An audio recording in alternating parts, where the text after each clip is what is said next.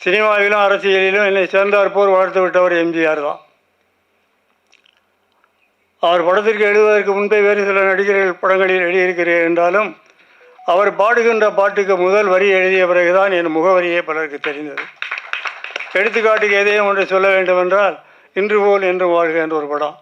அதில் அன்புக்கு நான் அடிமை, தமிழ் பண்புக்கு நான் அடிமை, நல்ல கொள்கைக்கு நான் அடிமை, தொண்டர் கூட்டத்தில் நான் அடிமைன்னு ஒரு பாட்டு.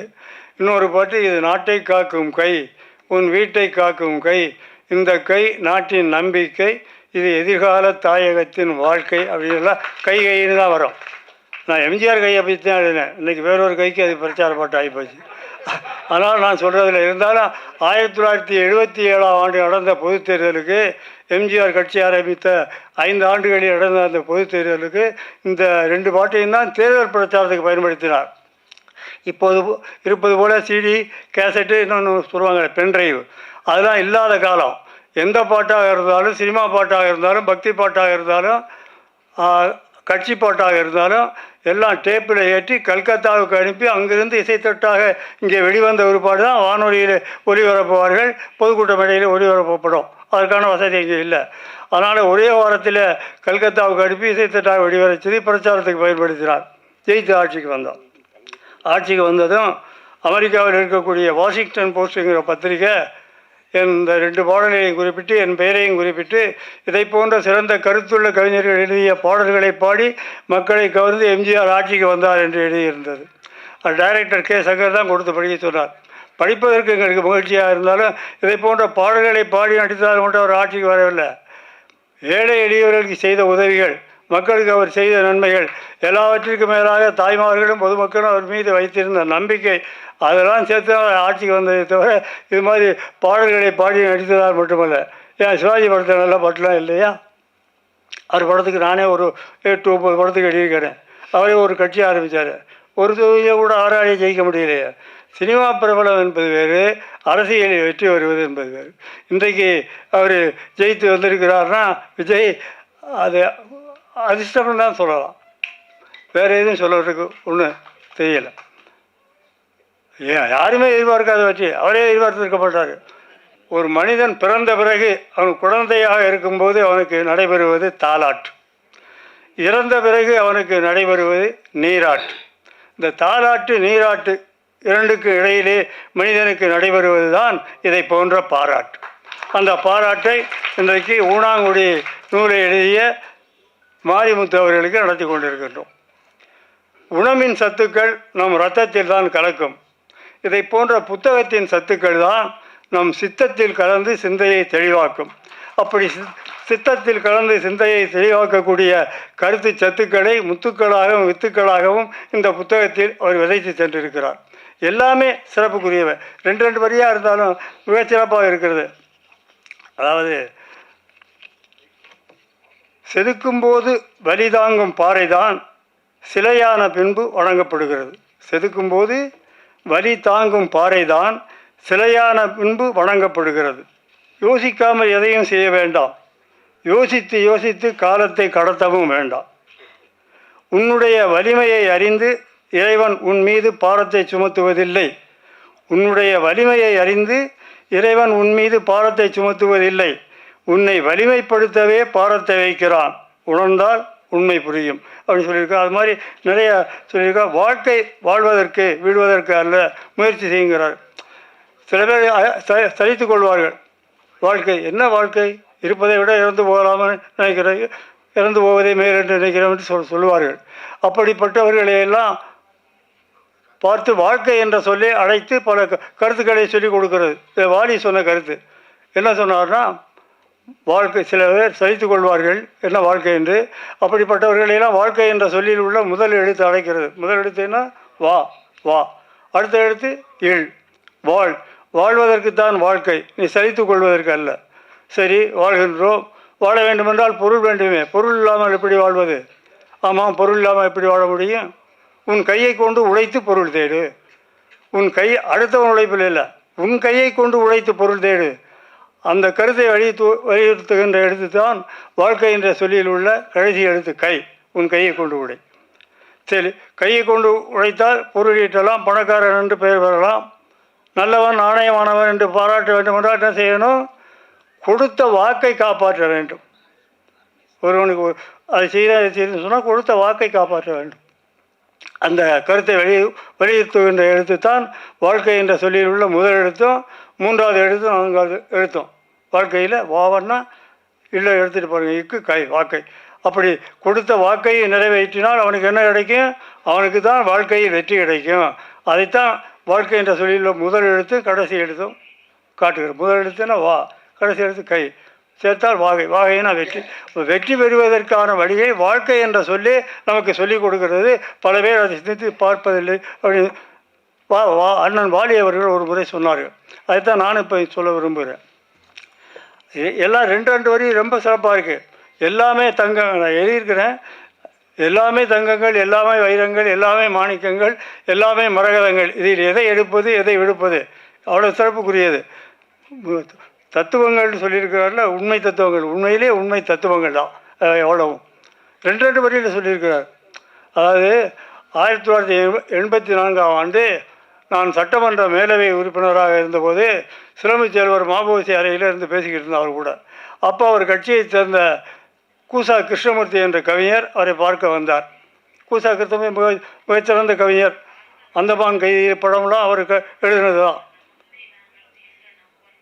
சக்கரவர்த்தி திருமகளில் சொல்லாலே விளக்க தெரியலே, அதை சொல்லாமலும் இருக்க முடியலை, இந்த பாட்டெலாம் எழுதியவர் அவர். ரத்த கண்ணீர் படத்தில் வருவேன். குற்றம் புரிந்தவன் வாழ்க்கையில் நிம்மதி கொள்வதென்பதேது, அதெல்லாம் அவர் எழுதின பாட்டு. பல பேர் தப்பாக சொல்லிக்கிட்டு இருக்காங்க. உடுமலை நாராயணன், கூசா கிருஷ்ணமூர்த்தி.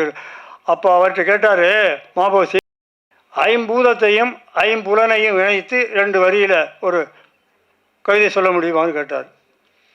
ஐம்பூதத்தையும் ஐம்புலனையும் இணைத்து. உடனே சொன்னார், ஐம்பூத கூட்டம்தான் உலக சேர்க்கை, நிலம் நீர் காற்று வாழ்ந்தன, ஐம்பூத கூட்டம்தான் உலக சேர்க்கை, ஐம்புலனின் ஆட்டம்தான் மனித வாழ்க்கை அப்படின்னார். அதாவது எம்ஜிஆர் ஒன்று சொல்லுவார். அவர் படத்துக்கு பாட்டில் இருக்கும்போது ஒரு முறை சொன்னார். அவர் சினிமா நடிகராக நாடக நடிகராக இருக்கும்போது 10 ரூபாய் சம்பளம் கிடைத்தால் 2 ரூபா தர்மத்திற்கு ஒதுக்கி வைத்து விடுவாராம். சினிமாவில் துணை நடிகராக நடித்தபோது 100 ரூபாய் சம்பளம் கிடைத்தால் அதை 10 ரூபா தர்மத்திற்கு ஒதுக்கி வைத்து விடுவாராம். மந்திரிகுமாரி படத்தில் நடிக்கும்போது அவருக்கு மாத சம்பளம் 1000 ரூபா தானாம். அந்த படத்துக்கு மொத்தம் பேசிய சம்பளமே 10,000 ரூபா தான். அதில் மாதம் 1000 ரூபா கொடுப்பார்களாம். அந்த 1000 ரூபாயில் 100 ரூபாய் தர்மத்திற்கு ஒதுக்கி வைத்து விடுவாராம். அதே போல் நீங்கள் பெரியவர்களானதும் வசதி வாய்ப்பு இழந்ததும் உங்களால் ஆன முடிந்த உதவிகளை மற்றவர்களுக்கு செய்யுங்கள்னு சொல்லுவார். அவர் சொன்னதற்கேற்ப என்னால் ஆன முடிந்த உதவிகளை மற்றவர்களுக்கு செய்து கொண்டு வருகிறேன். அதுதான் எம்ஜிஆருக்கு நான் காட்டக்கூடிய நன்றி. கடைசி படம் இதுதான் பதில்னு ஒரு படம் எடுப்பதாக இருந்தது. மத்திய ஆட்சி கடைசிச்சு 1980. அப்போ ஒரு படம் எடுப்பதாக இருந்தது. அப்போ நான் தான் பாட்டு MS விஸ்வநாதன் சொல்ல மறந்துட்டேன். 1600 பாட்டு எழுதியிருக்கேன்ல, அதில் MS விஸ்வநாதன் இசையில் மட்டும் 46 படத்துக்கு எழுதியிருக்கேன். சங்கர் கணேஷ் இசையில் 35 படத்துக்கு எழுதியிருக்கேன். கங்கை அமரன் இசையில் 22 படத்துக்கு எழுதியிருக்கிறேன். தேவா இசையில் 20 படத்துக்கு எழுதியிருக்கிறேன். KV மகாதேவன் இசையில் 14 படத்துக்கு எழுதியிருக்கிறேன். அது மாதிரி லட்சுமிகாந்த், பேரலால், மனோதிகான், இப்படி 90 இசையமைப்பாளர்கள் எழுதியிருக்கிறேன். எல்லாம் அதில் 250 பாடல்கள் ஹிட்டான பாடல்கள். கடைசியாக இப்போ நம்ம SP பாலசுப்ரமணியம் இறக்கும்போது நான் எழுதின பாடத்தான் எல்லா வானொலி எல்லாத்தையும் ஒளிபரப்புனாங்க. உதயகீதம் படத்தில் சங்கீத மேகம் தேன் சிந்தும் நேரம் ஆகாயம் பூக்கள் காலம் அப்படின்ட்டு. அது நான் எதுக்கு சொல்ல வந்தேன்னா, எம்ஜிஆர் அந்த இதுதான் பதில்னு ஒரு படம். அப்போ ஆட்சியை கிடச்சிட்டாங்க. கலைஞருடைய தூண்டுதலால் மத்திய அரசு கிடச்சிட்டு சத்யா ஸ்டுடியோவில் கம்போசிங் டியூன் போட்டார். சிச்சுவேஷன் சொன்னார், டியூன் போட்டார். டியூன் போடும்போது பல்லவி எழுதிட்டேன். வண்ண பூஞ்சொலி வாழ்க்கை பொன்மையை வளமோடு நீ வாழலாம்ட்டு. உடனே சரி இன்னொரு டியூன் போடுங்க, அவ்வளோ நல்லா இல்லை, வேறு போடுங்கன்னு சொன்னார். உடனே போட ஆரம்பித்தார். அதுக்குள்ளே எம்ஜிஆர் என்கிட்ட கேட்டார், வாழ்க்கை என்றால் எப்படி இருக்கணும்னு கேட்டார். வாழ்க்கை என்றால் எப்படி இருக்கணும்னா சான்றோர்கள் சொன்ன நெறிப்படி இருக்கணும் அப்படின்னு. சான்றோர்கள் சொன்ன நெறினா அன்பு நெறி, பண்பு நெறி, ஒழுக்க நெறி அப்படின்னு. என்னையா சின்ன பள்ளியை வாத்தியார்கிட்ட சொல்கிறது மாதிரி சொல்லிக்கிட்டு இருக்க, ஏதாவது கவிதைத்துவமாக 2 வரியில் மனதில் பதிகிறது மாதிரி சொல்லுவாயின்னு கேட்டால் என்ன பள்ளிக்கூடத்து பயிர்கள் சொல்கிற மாதிரி சொல்கிறேன் அப்படின்ட்டு சுற்றிலும் பார்த்தார். யார் யார் இருந்தாங்கன்னா director Neelakantan, director K Shankar, Thazhampoo பட டைரக்டர் என்எஸ் ராமதாஸ், பத்திரிகையாளர் சோலை, இவங்கெல்லாம் இருந்தாங்க. அப்போ அவங்கள ஒரு பார்வை பார்த்துட்டு நீங்களும் தெரிஞ்சுக்கணுன்ட்டு அவர் சொன்னார், வாழ்க்கை எப்படி இருக்கணும்னா, இருக்கும் வரையிலும் யாரும் நம்மை வெறுக்கக்கூடாது, இருக்கும் வரையிலும் யாரும் நம்மை வெறுக்கக்கூடாது, இறந்த பிறகு யாரும் நம்மை மறக்கக்கூடாது. அப்படி வாழ்வதற்கு பெயர் தான் வாழ்க்கையினார். அப்படி வாழ்ந்தவர் தான் அவர். அதை போல மறக்க முடியாத பல கவிதைகளை எழுதி நீங்களும் மக்கள் மத்தியிலே வாழ வேண்டும் என்று மாரிமுத்து அவர்களை வாழ்த்துகிறேன். நான் பேச வந்தது வேறு, தமிழை பற்றியும் அது கவிதை பற்றியும். அதை விட்டு நேரம் ஆயிடுச்சுங்கிறதுனால 7 மணி 7:30 மணிக்கு ஆரம்பிக்கிறது விழா. விட்டுட்டு இந்த இதை வச்சுக்கிட்டு ஏதாவது சொல்லணுன்றதை இதை பற்றி பேசுகிறேன். அப்படிப்பட்ட விழாவுக்கு வருகை இருந்து சிறப்பித்த நீங்கள் அனைவரும் 100 ஆண்டு காலம் நோய் நொடி இல்லாமல் நலமோடும் வளமோடும் வரிவோடும் பொலிவோடும் வாழ்வாங்க வாழ வேண்டும் என்று உங்களை வாழ்த்துகிறேன். மேடையில் அமர்ந்திருக்கின்ற இமான் அண்ணாச்சி, அரவிந்தராஜ் ஐயா அவருக்கு சோறு போட்டு வரை காப்பாற்றிய, ஆரம்ப காலத்தில் தொழிலையும் கற்றுக் கொடுத்து காப்பாற்றிய ஐயா அவர்களையும் வாழ்த்துகிறேன். இருக்கின்ற எல்லா கருணாநிதி மேடையில் அமர்ந்திருக்கின்ற அனைவரையும் வாழ்த்துகிறேன். உங்களை வாழ்த்துகின்ற நேரத்தில் நானும் வாழ்க என்று என்னை நானே வாழ்த்திக் கொள்கிறேன். வணக்கம், நன்றி. ஆமாம், மாரிமுத்து அண்ணன், கவிஞர் மாரிமுத்து அவர்கள். நான் வந்து மாரிமுத்து அண்ணன் தான் கூட இருக்கேன்.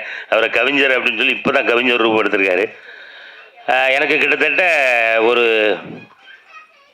25 ஆண்டுகளாக அண்ணனை தெரியும். சும்மா கதெல்லாம் விடாதியா, அவர் இப்போ தான் 2 வருஷமாக தான் கவிதை எழுதியிருக்காரு, நீ 25 வருஷமாக தெரியும் அப்படின்னு நீங்கள் யோசிக்கலாம். ஆமாம், நான் வந்து சென்னைக்கு சினிமா வாய்ப்பு தேடி வந்து முதல்ல லேண்டான இடம் வந்து கோயம்பேடு தான். கோயம்பேடு மார்க்கெட்டுக்குள்ள தான் லேண்டானேன். அங்கே காய்கறி வியாபாரங்கள் ஆரம்பிச்சுட்டு அப்படியே எம்எம்டிஏக்குள்ளே அந்த ஏரியாவில் வியாபாரங்கள் பார்த்துட்டு இருப்பேன். அப்போ அந்த நேரத்தில் அப்போ எனக்கு அறிமுகமானவர்கள் தான் மாரிமுத்தனை. மட்டுமல்ல, மாரிமுத்தனுடைய ஃபேமிலி தான் எனக்கு முதல்ல பழக்கம். அவருடைய குழந்தைகள்லாம் ரொம்ப குட்டி குழந்தைகள், எல்லாம் வேகமாக ஓடி வருவாங்க. அவங்களுக்கெல்லாம் ஒரு கேரட்டு தக்காளி எடுத்து கொடுப்பேன். அப்படி பழகி அந்த காலகட்டத்திலேருந்தே மாரிமுத்தனை வந்து அது பழகிறதுல ரொம்ப வித்தியாசமான ஒரு ஆள். அவர் வந்து இவர் வந்தப்போ ரோட்டில் காய்கறி இருந்தானே பார்க்காரு அப்படிங்கிற அந்த கண்ணோட்டத்திலலாம் அவர் பார்க்க மாட்டார். அப்போவே என்கிட்ட அண்ணாச்சி இந்த ஊர் நீங்கள் எதுக்காக வந்திருக்கீங்க அப்படிலாம் கேட்பார். அந்த பழக்க வழக்கங்கள் வந்து அப்படியே வளர்ந்து காலப்போக்கில் நானும் ஒரு நடிகனாக மாறும்போதும், அப்புறம் அண்ணன் அதே எம்எம்டியில் தான் திருமண அந்த பத்திரிகைகள் அந்த கடை ஒன்று வச்சுருந்தாங்க. அப்புறம் அதிலிருந்தே எங்களுடைய நட்புகள் தொடர்ந்து கடைசியாக அண்ணன் திடீர்னு ஒரு நாள் வந்தார். அண்ணே, நான் கவிதைகள்லாம் இப்போது நிறைய கவிதைகள்லாம் எழுதுகிறேன், நிறைய சினிமா பாடல்கள்லாம் எழுதுகிறேன், உங்களுக்கே தெரியாத ஒரு விஷயத்தை சொல்கிறேன் அப்படின்னு சொல்லி ஒன்று சொன்னார். என்ன அப்படின்னா, நீங்கள் நடிக்கிற ஒரு பாடலுக்கு நான் தான் பாட்டு எழுதியிருக்கேன் அப்படின்னாப்புல. அப்போ என்ன தலைவா இது எப்போ நடந்தது, இந்த இது நான் எப்போ பாட்டுக்கு டான்ஸ் எல்லாம் ஆட போகிறேன் அப்படின்னா, உங்களுக்கே தெரியாது, டைரக்டர் இனிமே தான் சொல்லுவார் அப்படின்னு சொல்லி. ஆமாம், அந்த படத்தோட பேர் சொல்லுங்கண்ணே. புதுவேதம். ஞாபகம் வச்சிருக்கீங்களா? ஆமாம், அண்ணன் வந்து முதல் முறையாக திரைப்படத்திற்கு பாடல் எழுதுனது நான். அவருடைய பாடலை வந்து ஆடி இருக்கேன் இல்லையா, நடிச்சிருக்கேன். ஆமாம், அந்த பெருமையை எனக்கு கொடுத்தது நம்ம கவிஞர் மாரிமுத்து அவர்கள். அப்போ இப்போ பாடல்கள்லாம் பார்த்தோம், ரொம்ப அழகாக இருந்துச்சு. அந்த வரிகள்லாம் ரொம்ப அழகாக இருந்துச்சு. அதுக்காக நம்ம ஒரு வாட்டி நல்லா உற்சாகமாக அவருக்கு ஒரு கைகளை தட்டி ஒரு வாழ்த்து சொல்லிடலாமே. ஏன்னா கவிஞர் ஆகிறது அப்படின்றது அவ்வளவு சாதாரண ஒரு விஷயம் அல்ல. ஏன்னா நிறைய விஷயங்கள் தெரியணும். இப்போ ஒரு கிறிஸ்தவ பாடல் எழுதணும் அப்படின்னா அதில் வந்து பைபிளை படிக்கணும். பைபிள் படித்தால் தான் அதிலிருந்து சில வரிகள் எடுத்து தான் நம்ம அது ஒரு கவிதையாக ஒரு பாடலாக உருவாக்க முடியும். ஒரு இஸ்லாமிய பாடல்கள் உருவாக்கணும் அப்படின்னு சொன்னால் குரான்லாம் படிச்சிருக்கணும். ஆனால் நீங்கள் குரான்லாம் படிச்சிருக்கீங்களா? ஆமாம். நீங்கள் நீங்கள் வாசிக்காத புக்கே இல்லை. ஆமாம், அது உண்மை இல்லை. அது உண்மை இல்லையா? அது உண்மையும் இல்லை. நீங்கள் படித்தது உண்மை இல்லையா? இல்லை, படித்ததுன்றதும் உண்மை, படிக்கலைன்றதும் உண்மை. ரைட்டு, அண்ணன் ஆரம்பிச்சாப்புல. ஏன்னா அதான் மனைவியா துணைவியான்னு கேட்கும்போது இப்போ அண்ணன் அப்படி சோத்துக்களை ஏதாவது போட்டுறதையா. ஆமாம், அதான் மனையில் இருக்கும்போது மனைவி, துணையாக இருக்கும்போது துணைவி அப்படின்னாப்புல. அங்கேயே அவருடைய கவிதை அந்த திறமைகள் வெளிப்படுது. அப்போ அண்ணன் உண்மையிலே இப்போ போன வாரம் தான் என்ன சொன்னாங்க, அண்ணாச்சி அடுத்த வாரம் நம்ம இந்த அழகாக சொன்னாங்களே, அது என்னது, காதலும் அல்ல கவிதையும் அல்ல காவியமும் அல்ல, ஆமாம் எல்லாமே உள்ளத்தை நடும் உண்மை தத்துவங்கள். அப்படி உண்மையிலே அது அந்த புக்கை படித்து பார்க்கும்போது உண்மையிலே ரொம்ப பெருமைப்பட்டேன். ஒரு மிகப்பெரிய ஒரு திறமசாலி கூட தான் நம்ம இவ்வளோ நாள் ட்ராவல் பண்ணிட்டு இருந்திருக்கோம் அப்படின்னு. ஏன்னா அவருடைய திறமை எனக்கு தெரியாது, சத்தியமாக உண்மைதான் சொல்கிறேன். நல்ல மனிதர்னு அவர் எனக்கு தெரியும். ஆனால் அவருக்குள் இவ்வளவு திறமைகள் ஒளிந்திருக்கிறதா அப்படிங்கிறது இந்த கவிதைகள் எல்லாம் அப்படியே ஒன்று ஒன்றா படிக்கும்போது தான் எனக்கு ஒரு அந்த கவிதை அப்படின்னோடனே எனக்கு ஒரு நான் சினிமாவுக்கு முயற்சி பண்ணும்போது ஒருத்தர் ஒரு கவிதை என்று சொன்னார், என்னங்க சினிமானா ரொம்ப கஷ்டமாக இருக்குங்க அப்படின்னு நான் சொல்லும்போது, அண்ணாச்சி உங்களுக்கு ஒரு கவிதை சொல்கிறேன், இதை கடைசி வரைக்கும் ஞாபகம் வச்சுக்கிடுங்க அப்படின்னு. அப்போ தான் எனக்கு கவிதை என்னன்னு தெரியும். சிங்கிள் டீ குடிப்பதற்கே சில நிமிடங்கள் காத்திருக்கின்ற பொழுது சினிமாவில் சாதிப்பதற்கு சில வருடங்கள் கண்டிப்பாக காத்திருக்க வேண்டும் அப்படின்னார். அந்த கவிதை இன்னும் என் மண்டையில் ஓடிக்கிட்டே இருக்குது. அதே போல் இப்போ அண்ணனுடைய கவிதைகள்லாம் அப்படியே ஒன்று ஒன்றா படிக்கும் பொழுது அதில் இதுதான் சிறந்தது அப்படின்லாம் என்னால் சொல்ல முடியல. அனைத்து கவிதைகளுமே அது உண்மைதான் தத்துவம்தான். இதெல்லாம் கல்வெட்டுகளில் பதிக்கப்பட வேண்டிய ஒரு முத்தான வரிகள் தான்.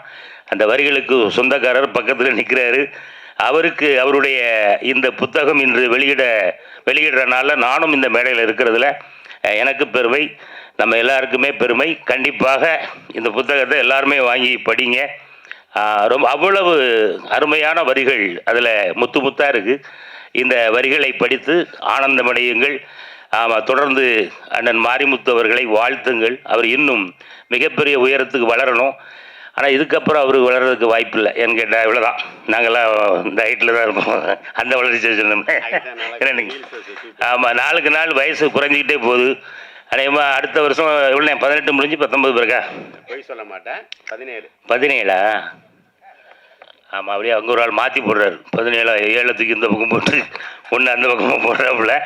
ஆமாம், அதனால் நாளுக்கு நாள் அண்ணன் மாரிமுத்து அவர்கள் இளமையோடு போயிட்டு இருக்கார். அந்த இளமையின் ரகசியம் என்னங்கிறத கடைசியாக கண்டிப்பாக சொல்லணும். இப்போ நாங்கள்லாம் சைடில் விரிஞ்சிக்கிட்டே போகிறோம், சரிண்ணே. ஆமாம், அதனால் அண்ணன் மாரிமுத்து அவர்களுக்கு என்னுடைய அன்பான வாழ்த்துக்கள். நம்ம எல்லாரும் மீண்டும் ஒரு முறை அவருடைய அந்த கவிதைக்கு ஒரு அற்புதமான கரவொலி எழுப்பி அவரை வாழ்த்தி, ஆமாம் மென்மேலும் வளர்க, இறைவன் அருள் பெறுக அப்படிங்கிறத வாழ்த்தி விடைபெறுகிறேன். நன்றி, வணக்கம்.